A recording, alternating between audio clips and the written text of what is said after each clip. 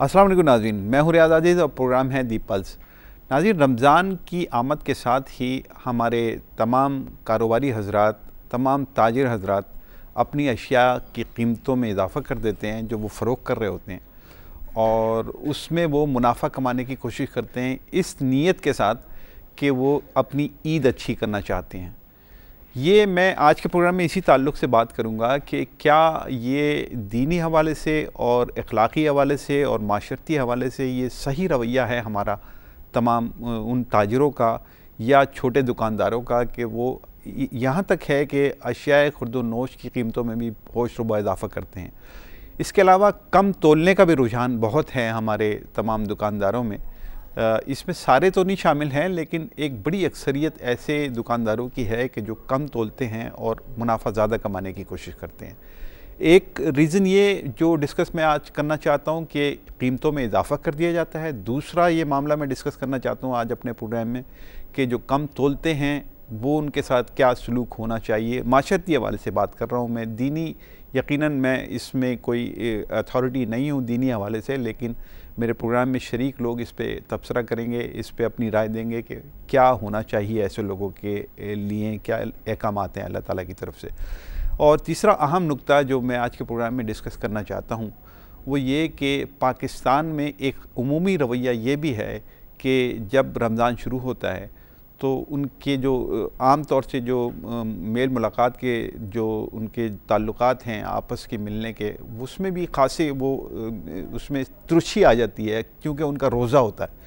अब ये रोज़ा रखने की वजह से आपके जो रोज़मर्रा की ज़िंदगी है उसमें अगर आप तुर्श लहजे के साथ, एक सख्त लहजे के साथ ये बताने की कोशिश करें सामने वाले को आप रोज़े से हैं इसलिए आपको गुस्सा आ रहा है, तो ये किस हद तक दुरुस्त रवैया है हमारा। मैं इस पे भी आज के प्रोग्राम में बात करने की कोशिश करूँगा। गुफ्तगू करेंगे मेरे साथ प्रोग्राम में जनाब नासिर जहांगीर साहब। नासिर जहांगीर साहब तजज़ियाकार हैं, मेरे प्रोग्राम में शरीक रहते हैं। बहुत शुक्रिया जनाब नासिर साहब तशरीफ़ लाने का।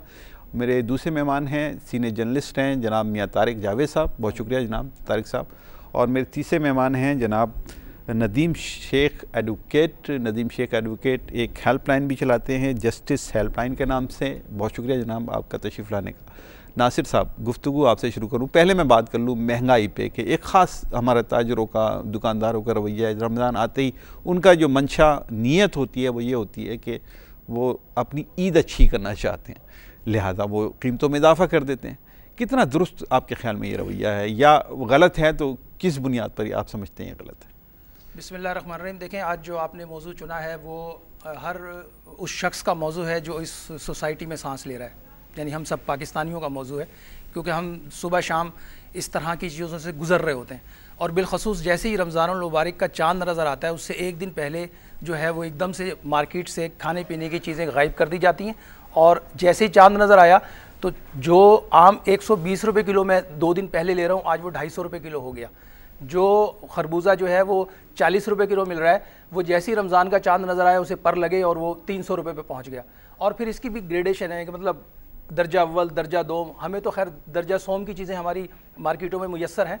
हकीकतन जो अच्छी चीज़ें हैं जो खाने के काबिल हैं वो वैसे ही हमारे यहाँ से गायब हो जाती हैं। तो जो आपने सवाल किया वो यकीनी तौर पर उस सवाल का जो बेहतरीन जवाब बनता है वो यही बनता है कि ज़ख़ीरा अंदोज़ी हो या महंगाई हो या नाजायज़ मुनाफाखोरी हो, अगर हम अपने दीन रहमत से इसकी रहनुमाई लेना चाहें तो ये सख्त नाजायज़ और हराम इसे करार दिया गया है कि नाजायज़ मुनाफा।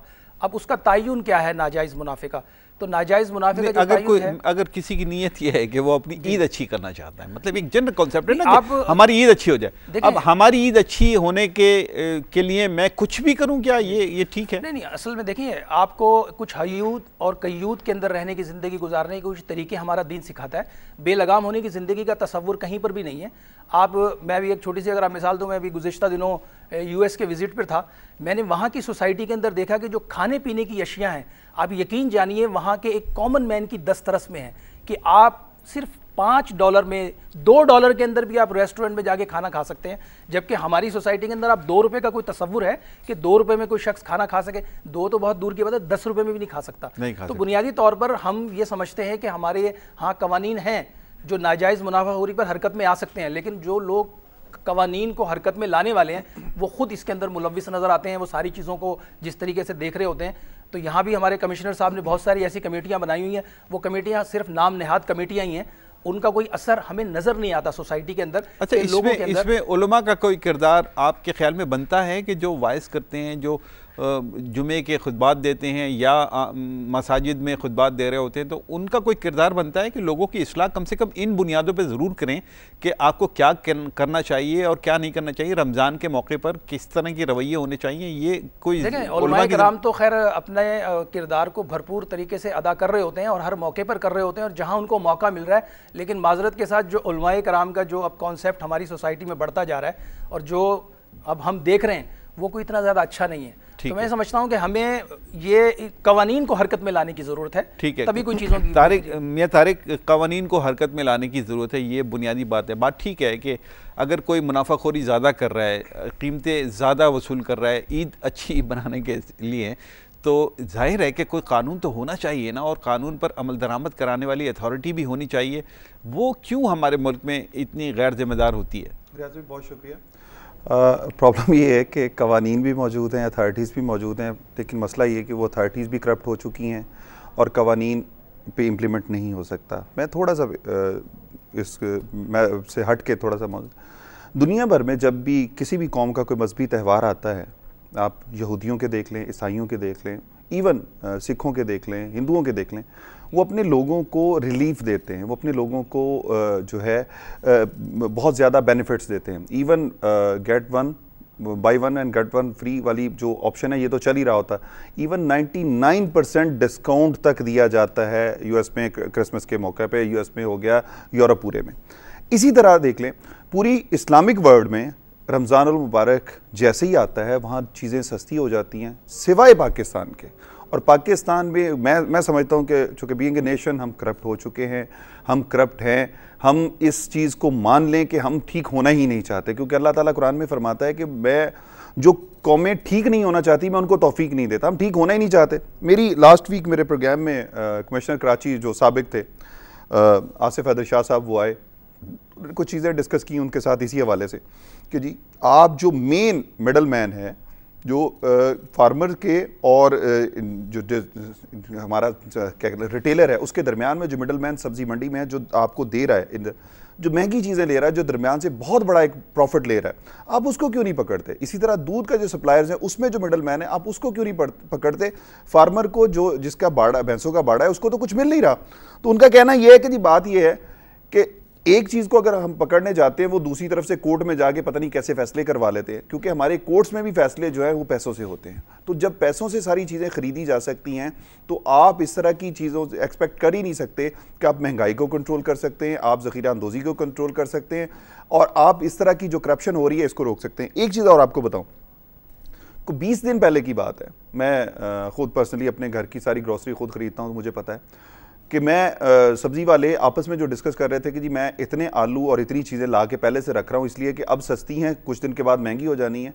और कुछ लोगों का बिजनेस ये है कि जब आलू बहुत सस्ता होता है तो लेके स्टोर कर लेते हैं, और उसके बाद जब रमज़ान मुबारक आता है, क्योंकि उस वक्त बिकना ही बिकना है, आप 4 दिन आलू शॉर्ट करें मार्केट से और उसके बाद अपना आलू जो ज़ख़ीरा किया हुआ है उसको मार्केट में ले आए, वो आपका दुगने से 4 गुना बल्कि 10 गुना ज़्यादा। ये कोई एक आदमी का काम तो नहीं है ना, ये पूरी माफिया है, पूरी माफिया है। देखिए हमारे यहाँ ये जो हमारी पॉलिटिकल एलीट है ये इसके पीछे है, इस माफियाज के पीछे है। हमारी जितनी ब्यूरोक्रेटिक एलीट है वो सारी की सारी इस बिजनेस में इनके पीछे खड़ी होती है। मतलब वो हर किस्म के बिजनेस में कि अपनी आप कीमतें इजाफा कर लें, कोई नहीं पूछेगा आपसे। नदीम शेख साहब, सर कवानीन हैं, आप एक वकील भी हैं, ये बताइए कवानीन पे अमल दरामद अगर नहीं होता, इन्होंने कहा कि पैसे देकर बहुत सारे फैसले करा लेते हैं, ये कमिश्नर साहब का कहना है बकौल इनके। तो अगर कमिश्नर साहब, कमिश्नर लेवल का आदमी, कराची के कमिश्नर लेवल का आदमी ये बात कर रहा है कि हम अगर उनको कोशिश करते हैं कि ये अपने फ्रेम में रहें तो वो कोई दूसरा रास्ता, कानूनी रास्ता निकाल लेते हैं,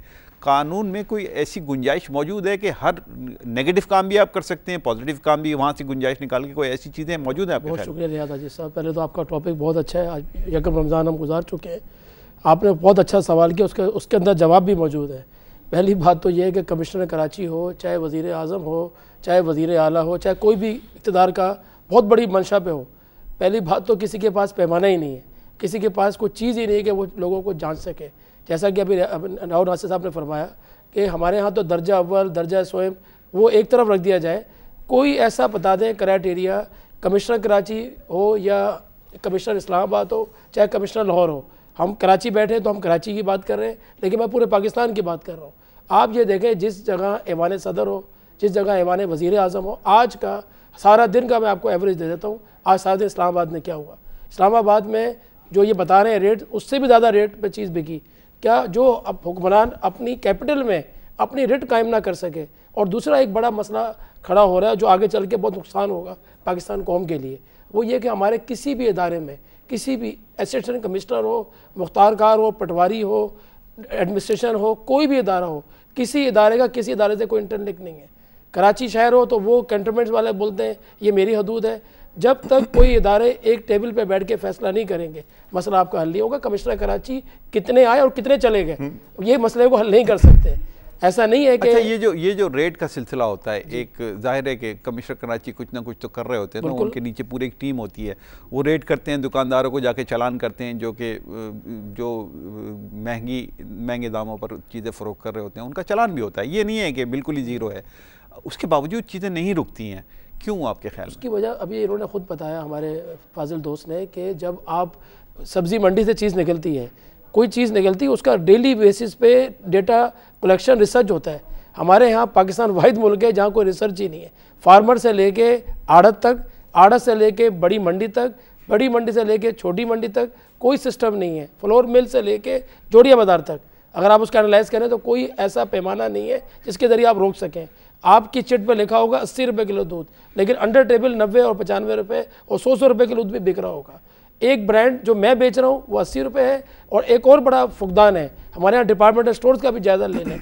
दूध की कीमतों का आप बात करते हैं, आप मल्टीनेशनल कंपनी का रोक नहीं सकते, आप रोकेंगे तो किसी गरीब को रोकेंगे। और जब जुर्माने की आड़ में इस कदर भत्ता हो रहा है पूरे पाकिस्तान में, अच्छा वो भी वो जुर्माना भी आप कह रहे हैं कि एक भत्ता लेने का तरीका, वो भी एक जरिया बन गया, वो भी भत्ता लेने का जरिया बन। सरकारी सजा का निजाम, जब सजा देने वाला खुद करप्ट हो चुका है, उसके अंदर से एहसास जिम्मेदारी खत्म हो गया है, वो खुद जो है अंदर से मुर्दा हो चुका है, तो वो आप पर क्या सजा का वो। और फिर सजाओं पर जो मामलात हो रहे हैं, अब वो क्या कर रहे हैं, एक दूध फरोश को पकड़ा जा रहा है, वो पानी मिला रहा है दूध में, वो सरासर देख रहे हैं उसको कि वो अल्लाह और उसके रसूल के कवानीन के सामने खुल्ला वो एक खिलाफ वर्जी कर रहा है। और आपको पता है मिलावट करने वालों के बारे में हमारे नबी रहमत ने क्या फरमाया, ये आपके इस प्रोग्राम से ये हदीस पहुंचे लोगों तक कि हुजूर अलैहिस्सलातु वस्सलाम ने फरमाया जिसने मिलावट की वो हम में से नहीं, यानी आप सल्लल्लाहु ताला अलैहि वसल्लम ने उसे उम्मत मोहम्मद से ही निकाल दिया कि जो मिलावट कर रहा है। और आज हम ज़रा अपना मुहासबा करें रमज़ानुल मुबारक की इन पुरनूर सातों में, क्योंकि ये मुहासबे का महीना है, हम अपने नफ्स का मुहासबा करें कि हम किस सफ़र पर चल पड़े, कि आज हम जो है सोसाइटी में क्या खिला रहे लोगों को। एक दूध ही का मामला नहीं है, आप इसके अलावा जितनी अजनास मार्केट से खरीद रहे हैं उनका म्यार इतना नीचे है, इतना नीचे है कि अगर आप किसी लेबॉरेटरी से चेक करा लें तो आप सर पकड़ के बैठ जाएंगे, यार हम जिंदा कैसे हैं। तो बुनियादी तौर पर सजा और जजा के निज़ाम को हरकत में लाने की ज़रूरत है, और सजाएं फिर नज़र भी आएँ, इबरत बना दिया जाए लोगों को। अगर 2-4 लोगों को सही सजा आप दे देंगे तो आप देखिए मुआशरे में कैसे इंसाफ और बेहतर। मुझे आप ये बताइए कि हम अखलाकी सतह पर अखलाकियात कहाँ हमारी पीछे रह गई है कि उन लोगों को एहसास तक नहीं है कि वो कर क्या रहे हैं। तो क्या इसमें मजमूई तौर पे पूरे माशरे का कसूर है, मीडिया का कसूर है, या उन मौलवी हजरात का कसूर है कि जो अपने वाइज में फ़िरका वारियत की तो बात करते हैं लेकिन लोगों को इस हवाले से ट्रेन नहीं करते कि वो माशरे में उनकी रहने की क्या जिम्मेदारी है, किस तरह रहना चाहिए उनको। ये आप किसको जिम्मेदार ठहराते हैं? रियाज भाई, सबसे अहम चीज़ जो हम जिस पर हम गौर भी नहीं करते वो पता है क्या है? हलाल रोज़ी। हलाल रोज़ी अगर आप नहीं खा रहे ना तो आप जान लीजिए कि आप खुद तो अंदर से मुर्दा हो रहे हैं, आप अपनी नस्लों को भी मुर्दा कर रहे हैं। और आज हमारे यहाँ नबी रहमत सल्लल्लाहु अलैहि वसल्लम ने फरमाया कि एक वक्त ऐसा आएगा कि इंसान परवाह भी नहीं करेगा कि उसने हलाल से कमाया कि हराम से कमाया। और फिर फरमाया वो वक्त हम अब देख रहे हैं, अपनी आंखों से देख रहे हैं कि लोग करोड़पति हैं लेकिन आज वो महरूम है सेहत से, लोग करोड़पति हैं लेकिन सुकून से महरूम है, दूसरों के हक खा के बैठे हुए हैं लेकिन खुद को हाजी कह रहे हैं, खुद को नमाजी कह रहे हैं। तो जब तक आप दीन रहमत पर नहीं चलेंगे और उन चीज़ों को नहीं, ये रमज़ान आया क्यों है हमारे पास? 11 महीने के बाद आता है। इस महीने में हमें सबसे ज़्यादा अपने नफ्स का मुहासबा करने की ज़रूरत है कि यार अगर मैंने किसी का हक मारा है, किसी के मेरे साथ ज़्यादती की है, तो मैं उससे जाके रुजू कर लूँ, उसको उसका हक दे दूँ, हमारी सोसाइटी में जो सबसे ज़्यादा बिगाड़ पैदा हो रहा है वो हराम खाने की वजह से हो रहा है। इस पर अब उलमा भी गुफ्तगू करना छोड़ गए, इस पर अब कोई प्रोग्राम्स भी नहीं हो रहे और इसकी अवेयरनेस भी नहीं दी जा रही। तो मैं समझता हूँ कि इन चीज़ों को हमारी सोसाइटी में दोबारा से उजागर करने की ज़रूरत है। हर शख्स अपना किरदार अदा करे, आलिम अपनी जगह पर किरदार अदा करे, स्कॉलर्स अपनी जगह पर किरदार, मैं और तो आप आपसे जैसे पूछ लोग रहा अपनी जगह पर हूँ, किरदार अदा करें। मैं तो आपसे पूछ रहा हूँ, क्या सब लोग अपना अपना किरदार अदा कर रहे हैं? लोगों के अंदर अखलाकियात नाम की कोई चीज़ ही नहीं है, उनको एहसास ही नहीं है कि वो क्या कर रहे हैं। अच्छा और बुरे की तमीज़ खत्म होती जा रही है। तो अखलाकियात पर अगर हम उन चीज़ों पर मजमूई तौर पे सब जिम्मेदार हैं, हम सब जिम्मेदार हैं, सब जिम्मेदार। ये बताइए, नहीं मेरा सवाल आप पहले ले लीजिए। ये बताइए जनाब तारिक साहब कि हम मीडिया के लोग हैं, आप भी और मेरा भी ताल्लुक मीडिया से, तो हमारी कितनी जिम्मेदारी बनती है लोगों में इस हवाले से अवेयरनेस पैदा करने के ताल्लुक से कि हम नाकाम रहे हैं, हमने अपना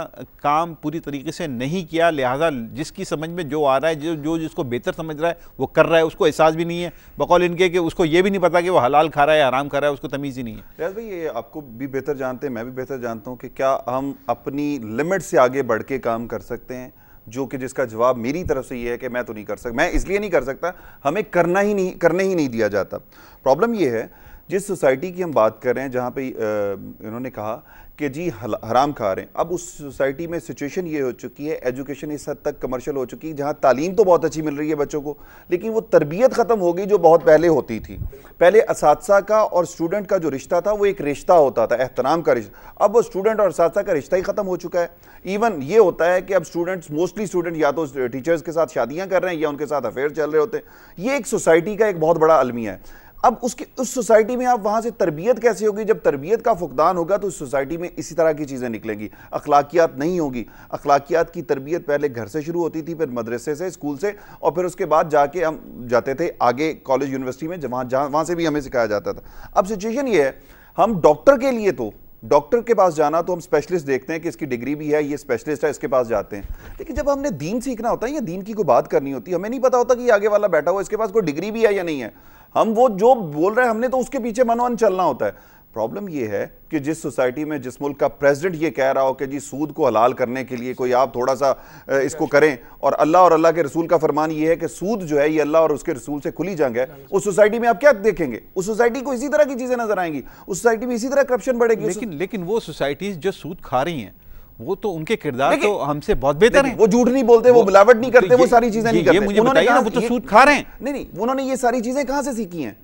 ब्रिटिश जो लॉ है, जो कवानीन है, वो कहते हैं कि जी हमने सैयदना उमर फारूक रज़ी अल्लाह तआला अन्हु के कवानीन से अखज़ किए हैं, ठीक है। उनके यहाँ जो चीज़ आम आदमी को रिलीफ दिया जाता है या बुढ़ापे में जो एक वजीफा दिया जाता है, वो कब से शुरू हुआ? सैयदना उमर फारूक रज़ी अल्लाह तआला अन्हु ने इस दुनिया में शुरू किया सबसे पहले। बात ये कि हमने जाके यूरोप को जरूर फॉलो करना है, हम अपने अकाबरीन को फॉलो कर लें, हम बहुत सारे अपने सिस्टम्स को ठीक कर लेते हैं। उसकी एग्जाम्पल, मदीने की स्टेट जब कायम हुई थी, कसम पुरसी की हालत थी, वहां पे कुछ नहीं था। इवन जब बदर की जंग हुई है तो उसमें कितने घोड़े थे और कितने ऊँट थे ये भी सबको पता है। वही स्टेट 12 साल के बाद जब सैयदना अबू बकर सिद्दीक रज़ी अल्लाह तआला अन्हु की वफात होती है, बल्कि हुज़ूर सल्लल्लाहु अलैहि वसल्लम के विसाल के बाद वो कहते हैं कि जी मैं ज़कात के लिए, बकरी की रस्सी के लिए भी तलवार उठाऊंगा। तो जब ज़कात के लिए मामले में ये होता है और उसके बाद सैयदना उमर फारूक रज़ी अल्लाह तआला अन्हु का दौर आता है, तो उनके दौर में 66 लाख मुरब्बा मील पे इस्लामी सल्तनत है और उसमें कोई ज़कात लेने वाला नहीं मिलता। यार ये सिस्टम है, आपने सिस्टम को अडॉप्ट कर लें, उस सिस्टम को चला लें। आपके यहाँ जो ज़कात दी जाती है, जो आज यकम रमजान मुबारक को काटी गई बैंकों में से, वो कहाँ जाएगी? वो इन्हीं पॉलिटिकल एलिट्स के लल्ले तुल्लों में चली जाएगी। वो एक अलग कंट्रोवर्सी है। जनाब नदीम साहब, ये बताइए नदीम साहब कि एक और मैंने डिस्कस किया यहाँ पर, जो मैंने इब्तदाई में अपनी बात की कि पाकिस्तान में ये भी एक मसला है कि कम तोलने का एक रिवाज है और कुछ दुकानदार तो इसको अपना हक समझते हैं और वो कम तोलते हैं। मिसाल के तौर पे बहुत, अगर आप माइनर उसके अंदर मिनट में चले जाएं तो सोने की जो डीलर हैं वो भी इसमें बड़े कारीगर होते हैं, और अगर आप उसके अंदर चले जाएं, आम मार्केटों में चले जाएं, तो वहाँ पर गोश्त वाले जो हैं वो भी बड़ा काम दिखा रहे हैं। ख़ासतौर से मुर्गी का गोश्त जो फ़रोख्त कर रहे हैं, वो कचरा आपके जो टोल है उसमें डाल देते हैं और उसके बाद उसको साफ़ करके आपको बेच रहे होते हैं। यानी अगर आपने मिसाल के तौर पे उनसे 300 रुपये का गोश्त लिया है तो 50 रुपये का जो कचरा है यानी फुजला, वो भी आप ही के खाते में है।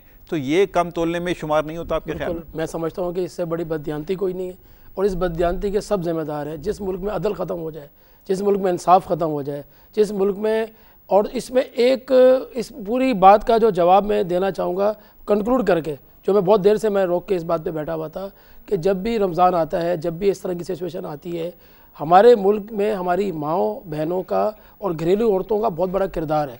20 करोड़ की आवाम में थोड़ा सब्र, थोड़ा सादगी, हुजूर पाक की सुन्नत सादगी। हम क्या करते हैं, रमज़ान आ रहा है, आप देखें 3 दिन हो गए शहर कराची में, पूरे पाकिस्तान में अजाब, लोग बाज़ारों में ऐसा लग रहा है जैसे पता नहीं अल्लाह ना करे कहत आ जाए। अगर हम एक दिन सिर्फ ये सोच लें कि आज हमने केले का, सिर्फ केला नहीं खरीदना एक दिन, आप यकीन करें ये केला जो आज 200 रुपये दर्जन बिका है, ये अगर 20 रुपये दर्जन ना बिके तो आप ये चीज़ें अवेयरनेस राव साहब की और तारिक भाई ने बताया कि अवेयरनेस हमारी ज़ीरो हो गई। ये आपका चैनल है जो इस तरह की बातें कर रहा है।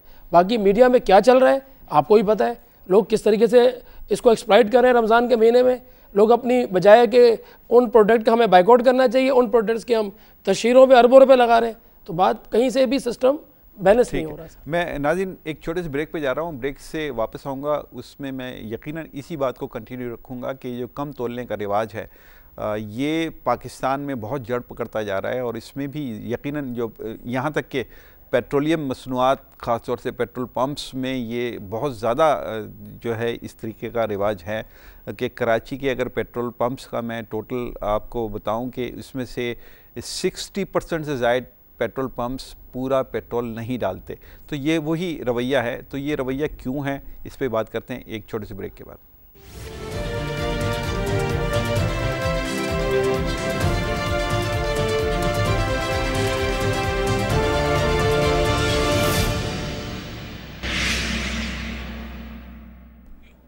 मैं एक दफ़ा फिर प्रोग्राम में आपका खैर मकदम करता हूँ। जनाब नासिर जहांगीर साहब, ब्रेक से कबल जो मैंने बात की थी वहीं से मैं बात का सिलसिला जोड़ना चाहता हूँ कि ये जो रवैया है हमारे यहाँ कम तोलने का, मुर्गी का गोश्त है वो जो बेच रहा है उसमें 1 किलो गोश्त लें तो आप 1 किलो गोश्त पूरा नहीं, 750 ग्राम आपको मिल रहा है, पूरा 1000 ग्राम नहीं मिल रहा, और वो आपके सामने कर रहा है, सब कुछ कचरा आपके सामने निकाल रहा है, वो फुजला आपके सामने निकाल रहा है और आपके तोल में निकाल रहा है। तो ये यकीनन कम तोलने का एक तरीक़ेकार है ना, वो जो हदफ है उन्होंने वो पूरा किया। इसी तरीके से पेट्रोल पंप्स का मामला है कि पेट्रोल पंप कभी भी, यानी 60% से ज़्यादा पेट्रोल पंप कराची में ऐसे हैं कि जो पूरा पेट्रोल नहीं डालते, डीज़ल पूरा नहीं डालते, ये उनका तरीक़ेकार है, वो एयर वगैरह लगे। क्या हमारे माशरे में इस तरह के रवैये अब ये जड़ें पकड़ गए कि इसमें दुरुस्तगी नहीं हो सकती? इवन रमज़ान में हम ये तवक्को कर सकते हैं क्या कोई बेहतरी आएगी? देखिए, मैं यहाँ एक बात अभी सोच रहा था, अभी मैं आ रहा था ना तो तब भी एक दोस्त मुझसे कॉल पे यही इससे मुताल्लिक एक सवाल कर रहे थे, और आपने भी अभी ये पूछा कि रमज़ान में भी, जबकि रमज़ान के बारे में ये मैंने किताबों में पढ़ा है और मुस्तनद अहादीस में है कि जब रमज़ान का चाँद नज़र आता है तो शयातीन को जगड़ दिया जाता है और जन्नत के दरवाजे खोल दिए जाते हैं, जहन्नुम के दरवाजे भी अल्लाह बंद कर देता है, शयातीन भी जगड़े जाते हैं। तो फिर ये कौन से शैतान हैं जो खुले हुए हैं और उसके बावजूद ये सारे काम कर रहे हैं? तो मैं बताना चाहता हूँ रियाज भाई, ये नफ्स है, अंदर जो शैतान बैठा हुआ है ना, ये है जो किसी के काबू में आ ही नहीं रहा। और अब वो बड़े शैतान तो बंद हैं, ये अंदर बैठा हुआ सारे मामलात को चला रहा है और अपने आप को तसल्लियाँ दे रहा है। और जो कम तोलने की बात कर रहे हैं, इसके बारे में कुरान मजीद में अल्लाह रब्बुल आलमीन ने सख्त वईद फरमाई है, हदीस में भी इसका तवातुर से जिक्र है, यहाँ तक फरमाया कि ख़राबी है उन लोगों के लिए जो कम तोलते हैं। अब जहाँ तक पेट्रोल पंप का आपने सवाल उठाया, तो पेट्रोल पंप्स वाले इतनी महारत के साथ, इतनी अय्यारी और मक्कारी के साथ आवाम को लूट रहे हैं कि जनाबे वाला, वो अगर आवाम उसको, अब मैं एक टिप दे रहा हूँ आपके प्रोग्राम के तवज्जुह से ताकि सुनने वालों को वो टिप मिले, कम से कम कुछ तो रिलीफ मिलेगा उन्हें। इन लोगों ने अपने मीटर्स के अंदर फिक्सिंग की हुई है कि अगर आपने 100 का पेट्रोल डलवाना है, 500 का डलवाना है, 1000 का डलवाना है, 1500 का डलवाना है, इन्होंने फिक्स किए हुए हैं, ये उसमें से पेट्रोल चुरा लेते हैं और बहुत बड़े चोर हैं इस मामले में। और अब होता गया है कि एक गरीब आदमी जो बेचारा सारा दिन मुशक्कत करके 500 रुपये कमा के ला रहा है और वो अपनी गाड़ी में 100 रुपये का पेट्रोल डलवा रहा है तो उससे 80 रुपये का ही मिलता है, बाकी 20 रुपये का पेट्रोल उसका चुरा लिया जाता है और वो इत्मीनान से अपनी गाड़ी में लेकर और फिर शिकवे कर रहा होता है, यार मेरी गाड़ी सही नहीं चल रही, यार इसमें तो इतनी चलनी चाहिए थी, इतनी चल जाती। तो मामला ये है कि बददयांती कूट कूट के भर चुकी है हमारे अंदर। अब ये रमज़ान का महीना है, तौबा का महीना है, नफ्स की इस्लाह का महीना है। इस वक्त भी अगर हम अल्लाह से डर जाएँ कि अनकरीब हम कब्रों में उतरेंगे और वहाँ हमें हिसाब देना पड़ेगा, और अल्लाह बड़ा मेहरबान तो है लेकिन उसके साथ वो कहार और जब्बार भी है, ये भी सुन लें। अगर रमज़ान में रहमतों के अशरे हैं तो साथ में ये भी बताया जा रहा है कि जहन्नुम से बचना है तो रास्ते पर आ जाओ। तो मामला ये है कि आज हमें मिन हैसुल कौम इस बात का जो है वो तजदीद भी कर लेनी चाहिए कि रमज़ान शुरू हो चुका है, हम अपनी ज़िंदगियों में यहाँ मौजूद हैं, हम आज से तौबा करें। पेट्रोल बेचने वाला तौबा कर लेगा, भाई मैं कम से कम रमज़ान में तौबा करें। अल्लाह मतलब मैं तो बार बार ये कह रहा हूँ कि रमज़ान, अच्छा रमज़ान को हमने कितना कमर्शियल बना दिया आपके ख्याल में कि हर जगह जहां आप देखिए वो रमज़ान यानी इबादत का कॉन्सेप्ट वो ख़त्म हो गया। अब पैसे कमाने का दौर है कि किसी तरीके से कमर्शलाइज करें। मीडिया देखें, वहाँ पे पैसे कमाने के लिए नए नए तरीके, नीलाम घर और बहुत सारे ऐसे प्रोग्राम इंट्रोड्यूस करा दिए उन्होंने कि जिससे उनकी रेटिंग बढ़े। कुछ भी हो, वो कुछ भी नशर कर रहे हो, चाहे किसी का अकीदा कितना ही मुतासिर हो रहा हो उससे, उसके जुमले से, उसकी गुफ्तगू से, लेकिन उसे इस बात की फिक्र नहीं, उसे सिर्फ इस बात की फिक्र है कि मेरा रेटिंग बढ़ जाए। तो कितना कमर्शियल कर लिया हमने अपने असल में एक तो कमर्शियल आपने जो कितना क्या कर लिया, सारा कमर्शियल हो गया है। और रही बात ये कि चूंकि दुनिया भर में जो मीडिया कंपनीज हैं उस पर कब्जा है जोइश का, ठीक है, और जो इस वक्त पाकिस्तान में चैनल एग्जिस्ट करते हैं और उनको जो मल्टीनेशनल कंपनियां बिजनेस दे रही हैं वो सारी की सारी वो हैं। तो उन्होंने आपको उससे तो हटाना ही हटाना है, क्योंकि जब आप सीधे रास्ते पे चले जाएंगे, सीधे रास्ते पे चलेंगे तो आपको तो वो कुछ अच्छा काम कर लेंगे, अच्छा काम तो आपको करने नहीं देना, फिर उनकी प्रोडक्ट कैसे बिकेगी? क्यों दूसरों के ऊपर हम नहीं दूसरों के रियाज भाई नहीं अजीब मंतक नहीं है। मैं आपको स्टैटिस्टिक्स देता हूं, हम अपने सारे गुनाहों की जिम्मेदारी दूसरों मैं पर डाल के फारिग हो जाते हैं। मैं आपको यार वो हमें नहीं करने देते। नहीं मैं आपको स्टैटिस्टिक्स के साथ बात कर रहा हूं, मैं कोई ऐसे ही नहीं हवा में तीर नहीं मार रहा हूं। और हकीकत इनकी एक बात में एक वजन है, जो अभी आपने जिस सवाल को उठाया ना, कि वो उस बात से लाखों नहीं करोड़ों मुसलमानों के जज्बात मजरू हुए जब उन्होंने एक सेकंड में तारीख में जरा बात को क्लियर करूं, जब उन्होंने अपनी एक शब बारात की ट्रांसमिशन में हमारे शायरुल्लाह को छेड़ा। शायरुल्लाह क्या है? हज उम्रा। कुरान में अल्लाह फरमाता है शायरुल्लाह, अल्लाह रेटिंग बढ़ाने के लिए, रेटिंग बढ़ाने के लिए वो मौसूफ क्या कहते हैं कि ये जो मेरे मखलूत प्रोग्राम है, अगर आप इनको बुरा कहते हैं तो हज उम्रा बंद कराओ। अरे आप कौन है भाई? और फिर आप आगे से हमें चैलेंज दे रहे हैं कि सामने खड़े हैं हम, सामने खड़े। अरे भाई सामने क्या खड़े हो आप? सरे आम पूरी उम्मत मुस्लिमा के जज्बात और एहसासात को मजरू कर रहे हो, आप लोगों में गुमराही फैला रहे हो, और उसके बाद फिर आप चैलेंज कर रहे हो। तो उम्मत मुस्लिमा के तमाम फर्जंदान इस्लाम आपके चैलेंज को कबूल ही नहीं करते, बल्कि आपको बता भी रहे हैं कि खुदारा अपनी इस्लाह करो। कल जब तुम उतरोगे कब्र में तो नबी रहमत को क्या मुंह दिखाओगे कि तुम इस्लाम का क्या मजाक बनाते रहे हो दुनिया के अंदर, सिर्फ अपने रमजान में। मैं ऐड कर दूं, पहले बता दूं आपको, ये जो हम बात कर रहे हैं ना, देखिए मुझे एक बात बताएं, चैनल दोपहर 1 बजे से अफ्तार की ट्रांसमिशन तक चल रहा है, 8 बजे तक की ट्रांसमिशन चली है दोपहर 1 बजे से मुख्तलिफ चैनल्स की। मुझे बताएं जितने कमर्शियल्स उनको मिले, जितने कमर्शियल्स उनकी प्रोडक्ट मिली है, जितने उन्होंने इनामात बांटे, वो कहाँ से आए? भाईजान ये जो बांटे हैं ये इससे हजारों गुना ज्यादा उनको बिजनेस मिल रहा है। ठीक है, अच्छा, वो तो बिजनेस मैं यही कह रहा हूँ ना नदीम, क्या ये जो कमर्शियल हमारा जहन हो गया है कि हम हर चीज़ को कमर्शियल, हमने अपनी इबादतों को भी कमर्शियल कर लिया। अब अगर जो टेलीविज़न पे नशरियात है वो कमर्शियल है और वो उसकी फ़िक्र ये नहीं है कि आपकी इबादत अच्छी हो जाए, उसकी फ़िक्र ये है कि उसको देखने वाले बढ़ जाएँ, तो क्या इस माशरे में कोई बेहतरी का फिर मतलब उम्मीद ख़त्म कर दी जाए कि भाई जब मीडिया सारे लोग एक ही ट्रैक पर खड़े हैं और कोई आदमी कम तोल रहा है इस तरीके से मुनाफा कमा रहा है, कोई आदमी झूठ बोल के मुनाफा कमा रहा है, कोई आदमी इस तरीके से मुनाफा कमा रहा है, तो इसका मतलब है कि पूरा माशरा बिगड़ गया, बेहतरी की कोई उम्मीद ना रखी जाए? देखिए उम्मीद पे तो माशाल्लाह माशरा चलता ही है और अच्छे लोग मौजूद होते हैं हर माशरे में। पहली बात तो ये कि बेइज्जती बढ़ रही है और बेइज्जती बढ़ाने में तमाम चैनल्स का किरदार से ज़्यादा किरदार हमारे हाथों में, जो बच्चों के हाथ में हमने मोबाइल्स दे दिए हैं, बच्चों के हाथ में हमने जो व्हाट्सअप दे दिया है, हमारे माँ बाप का अदब ख़त्म हो चुका है। अफ्तार के दौरान हमारी घरों की बच्चियाँ और हमारे घरों के लोग व्हाट्सअप पे और उस पर बात कर रहे हैं, यानी किसी किस्म का डेकोरम ख़त्म हो गया। जिस माशरे में हर घर में पहले एहतराम होता था सहरी का, उसकी बातें होती थी, पहले उलमा कराम के आगे छोटे छोटे प्रोग्राम होते थे टीवी में, वो सब ख़त्म हो गए। आपकी बात को मैं आगे बढ़ा रहा हूँ कि इन बातों को पूरी दुनिया में जगह सही हो रही है इस बात की कि यार पाकिस्तान तो दुनिया का मोरलाइज कंट्री होता था और दुनिया भर के दुनिया में जो मुसलमान हैं वो इन तमाम चैनल्स को फॉलो करते थे।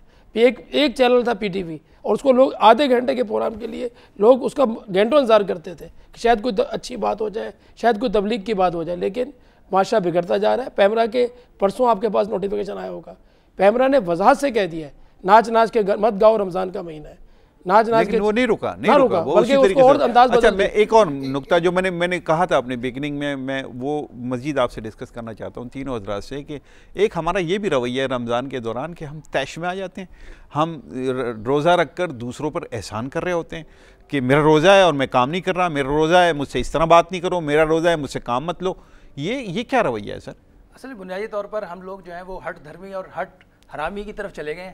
हमारे अंदर जो है वो बुनियादी तौर पर तो रोज़ा आपकी तरबियत करता है, आपके नफ्स की तरबियत करता है, आपको टॉलरेंस देता है, आपके अंदर एहसास ज़िम्मेदारी पैदा करता है, बर्दाश्त पैदा करता है, क़ुव्वत बर्दाश्त पैदा करता है। रोज़े का मकसद क्या है? भूखा रहना, खाली भूखे रहने का नाम तो रोज़ा नहीं है। रोज़े में तो ये आका अलैहिस्सलातु वस्सलाम की एक हदीस मुबारक है ना कि रोज़ा खाली खाने पीने का नाम नहीं है। मफ़हूम ये है कि रोज़ा आँख का भी है, रोज़ा कान का भी है, रोज़ा ज़ुबान का भी है, रोज़ा पाँव का भी है, हाथ का भी है, रोज़ा तो पूरे जिस्म के आज़ा का है। तो उसमें जो सबसे अहम चीज़ है वो आपके अखलाक है। आप रोज़े की हालत में, हम जो उसके मुजाहरे ट्रैफिक में देख रहे होते हैं, हम जब रोज़े के वक्त घर की तरफ निकलते हैं तो ये ट्रैफिक जो जाम होता है, ये हमारी बेसब्री का सबसे बड़ा मुजाहरा है। इस सोसाइटी में कितने बेसब्रे लोग होंगे कि हम ज़रा सा दूसरे के लिए एहतियात नहीं कर रहे, दूसरे के लिए खैर के जज्बात नहीं रख रहे, तो इसी वजह से आज हम महरूम हैं। तो रमज़ान तो बुनियादी तौर पर आपकी इस्लाह के लिए आया है, आपके एहसासात और जज्बात को संवारने के लिए आया है। अब उसका मामला यहाँ उलट हो रहा है। और जैसे वो बात कर रहे थे, वो बात बीच में अधूरी रह गई थी कि बुनियादी तौर पर चैनल्स ने इस वक्त जो ये रविश पकड़ी है, उस रविश ने हमारी सोसाइटी का सत्यानाश कर दिया है।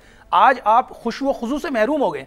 आप दुआएं तो मांग रहे हैं, लेकिन इन दुआओं में दर्द खत्म हो गया है। वो दर्द किन्होंने खत्म किया? वही नाम नेहाद लोगों ने खत्म किया, जो अपनी प्रोडक्ट बेचने के लिए उछल भी रहे हैं, बंदरों की तरह नाच भी रहे हैं, और टीवी पे आकर अपने आप को मसखरा भी दिखा रहे हैं, और थोड़ी देर के बाद वो इस्लामिक स्कॉलर बन जाते हैं, 10 मिनट के बाद जना वो खिलाड़ी बन जाते हैं, 5 मिनट के बाद जना वो अनाड़ी बन जाते हैं। भाई कौन हो तुम? और इस सोसाइटी को बर्बाद करने के लिए तुम्हें चुना गया है। तुम जरा इस्लाह करो अपनी, और इस सोसाइटी पर रहम करो। ये मुसलमानों की सोसाइटी है, और ये सोसाइटी अल्लाह और उसके रसूल के मानने वालों की है, और हम सबका फ़र्ज़ है कि हम यहाँ खैर के काम करें, शर से अपने आप को बचाएं। शयातीन तो कैद हैं, इसमें कोई शक नहीं है, नफ्स के शैतान को कैद डालने की ज़रूरत है। यही हमारा इम्तिहान है, इसीलिए हम यहाँ मौजूद हैं, और हम सब यहाँ से चले जाएंगे। कितने ऐसे लोग हैं जिनकी ज़िंदगियों में रमज़ान आज नहीं आया?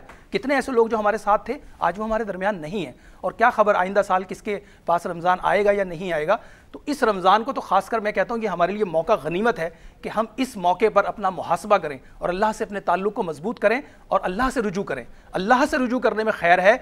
इधर उधर से अपने मामलात बचा लें, अपनी नस्लों को बचाएं, और खैर की तरफ आने की ज़रूरत है। मैं समझता हूँ तज़किया नफ्स कितना हम कर पाते हैं इस रमज़ान में, इस तरह के रमज़ान में, जिस तरह का रमज़ान हमारे तो कुछ नहीं हो सकता। अब मीडिया पे और आम रवैयों में जो रमज़ान, यानी तैश उसको इस बात पे आ रहा है कि मैं बस किसी तरीके से घर पहुंच जाऊं और किसी तरीके से मेरा काम हो जाए, दूसरा पीछे रह जाए, जो दूसरा रुल जाए, उसके पैर के नीचे आ जाए, उसको कोई फिक्र नहीं है। तो ये रवैया क्या है? क्या है ये सिर्फ रमज़ान का क्यों? मैं तो इसको दूसरा कहता हूँ कि इस्लाम चूंकि रमजान जो है इस्लाम में है। मैं तो रोजे के मैं रोजे की बात, रोजे की हालत में वो दूसरे पे एहसान कर रहा है कि मेरा रोजा एहसान कर रहा है, तो ये उसका जाती फेल है। रोजा उसका और उसके रब का मामला है। अगर वो अपने मामलात को सही तरह इंजाम नहीं देता, लोग या रमजान में ये होता है नमाज की आड़ में अपने जो फ़राइज़ है उनको छोड़ देते हैं, तो क्या उसका पूछा भी जाएगा उनसे? सिर्फ ये बुनियादी बात ये है कि अखलाकियात भी ठीक हो सकती हैं, आपकी सारे सिस्टम ठीक हो सकते हैं। आप हुकूकुल्लाह और हुकूकुल इबाद ये दो चीज़ें पूरी कर लें, और हुकूकुल्लाह जब पूरे कर लेंगे तो हुकूकुल इबाद खुद ब खुद पूरे हो जाएंगे।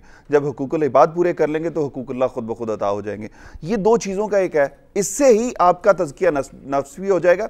और रही बात सिर्फ रमज़ान की, जिस मुल्क की या जिस कौम की हालत ये हो कि आपका मुफ्ती आज़म अगर कोई फतवा दे कि ये चीज़ नाजायज़ है, और हमारे डॉक्टर साहब जैसे जाली डॉक्टर जो हैं उन जैसे लोग बैठ के टीवी पे कह देंगे, जो आमिर लियाकत साहब, अच्छा, उन जैसे वो खुद एडमिट कर चुके हैं, फिर भी अभी तक अपने आप को डॉक्टर लिख रहे हैं, एडमिट कर चुके हैं जी मेरी डिग्री जाली है, उसके बावजूद वो अभी अपने आप को डॉक्टर कहते हैं। तो उनको कम से कम ये कि इस तरह के लोग जब उस फतवे के खिलाफ बात कर देंगे तो कौम, बदकिस्मती हमारी इस कौम की है, ये कौम उस आमिर लियाकत के पीछे जाएगी। वो जिनकी आप बात कर रहे हैं, वो क्या उनके बारे में कुछ तय कर सकते हैं कि बाद औक़ात उनको देख के ऐसा लगता है कि वो जैसे एंकर हैं, यानी मेज़बान हैं, बाद औक़ात उनको देख के लगता है वो कोई मदारी हैं, बाद औक़ात उनको देख के लगता है वो कोई मौलवी हैं।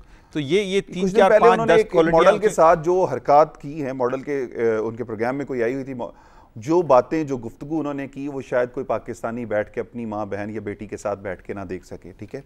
और शायद ये उनको चुना गया, एक ऐसा फितना आपके मुल्क में दे दिया गया है कि जिसकी वजह से आपके मुल्क में नई नई चीज़ें, नई नई दीन में नए नई एडिशंस हो रहे हैं। तो ये शायद आने वाले दिनों में हमारे लिए अल्लाह हमें इस फितने से और इस तरह के दीगर फितनों से निजात दिलाए और हमें एक सच्चा और सीधा मुसलमान बनने की तौफीक अता फरमाए, क्योंकि ये रमज़ान मुबारक की जो साथ हैं ना नदीम, इनमें हम अपने कवानीन पर कर सकते हैं। कवानीन पर नदीम इम्प्लीमेंटेशन नहीं है हमारे मुल्क में, और ये जो खराबियाँ हैं उसमें से बेशतर मिसाल के तौर पे कम तोलना, जो हमने इब्तिदा में बात की, ये मिसाल के तौर पे महंगाई कर देना, ये हमने इब्तिदा में बात की।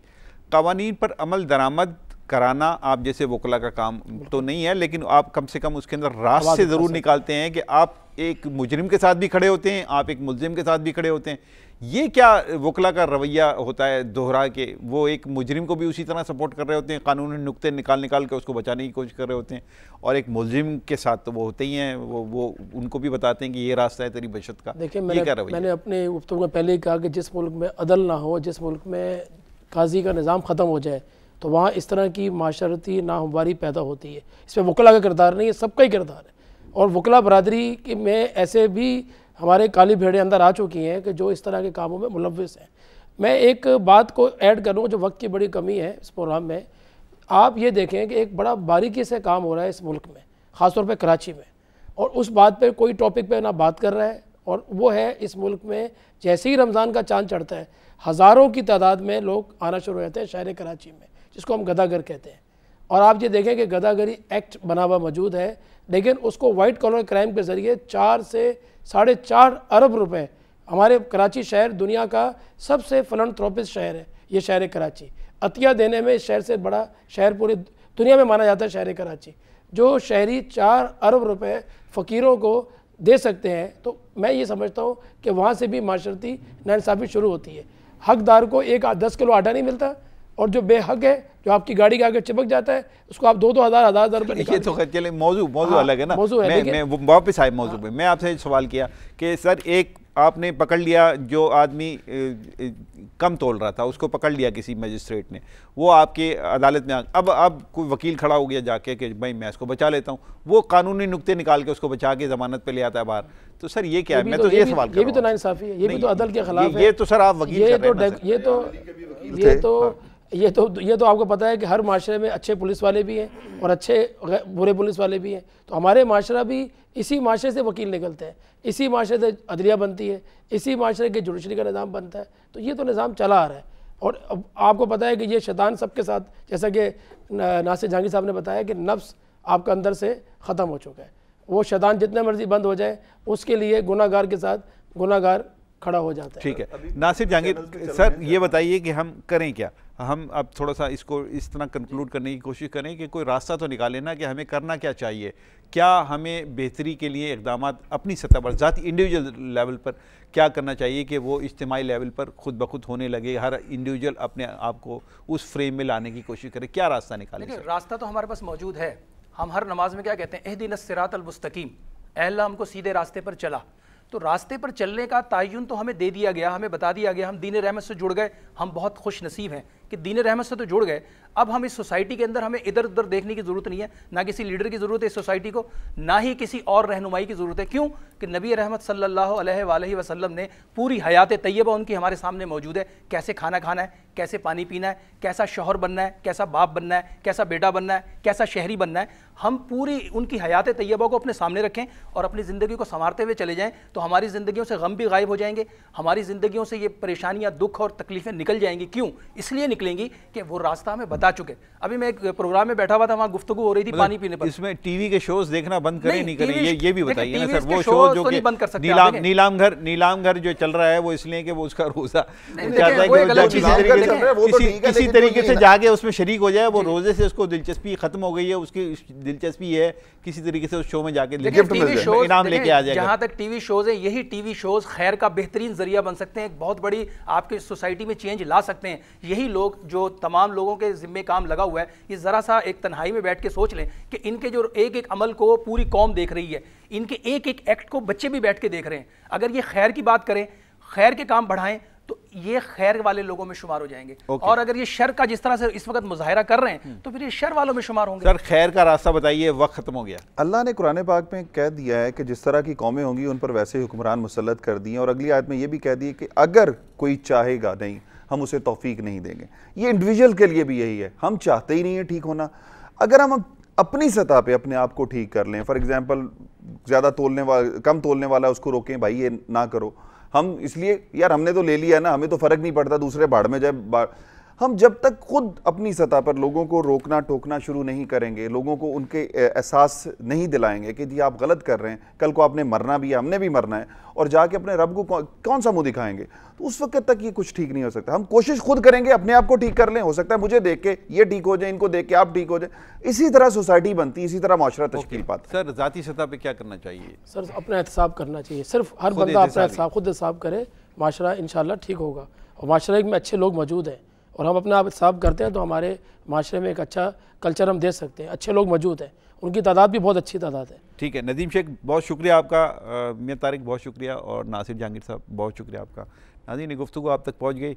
कोशिश हमने की कि रमज़ान के हवाले से इसको जोड़ा जाए और वो लोग जो ज़ख़ीरा अंदोज़ी करते हैं, कम तोलते हैं, महंगा बेचते हैं अशिया को, या पेट्रोल कम लोग दे रहे हैं, कम से कम इस रमज़ान के महीने में तो अपना अगर वो एहतिसाब शुरू करें, ख़ुद एहतिसाबी शुरू करें, तज़किया नफ्स में कुछ आगे बढ़ें, तो शायद बेहतरी मजमूई तौर पर पूरे माशरे में आने का इम्कान है। इजाज़त चाहता हूँ। अल्लाह हाफ़िज़।